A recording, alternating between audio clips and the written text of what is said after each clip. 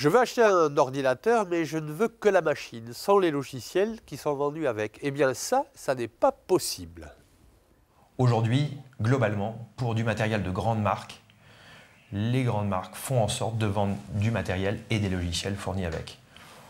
Pour diverses raisons qui leur appartiennent, ils estiment que c'est leur définition du produit et que pour qu'il y ait un appareil qui fonctionne selon eux correctement, ils décident, ils font le choix des logiciels qu'ils veulent intégrer et qu'ils intègrent dans leur machine.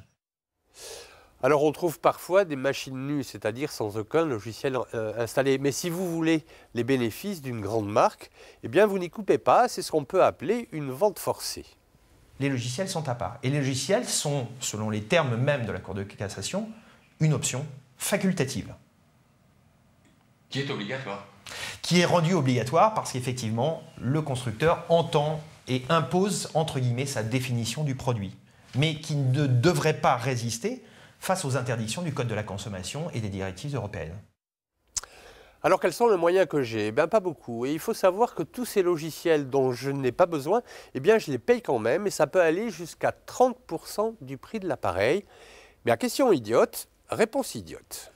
C'est ce qu'on m'a dit une fois, effectivement, dans une audience, un confrère m'a dit si votre client ne voulait pas des logiciels, qu'il n'achète pas d'ordinateur. Ça n'a pas de sens. On s'en rend bien compte, on ne peut pas renoncer, à vouloir avoir un ordinateur sous prétexte qu'il y a des logiciels. Non, non, non, c'est une option facultative et vous pouvez faire valoir vos droits.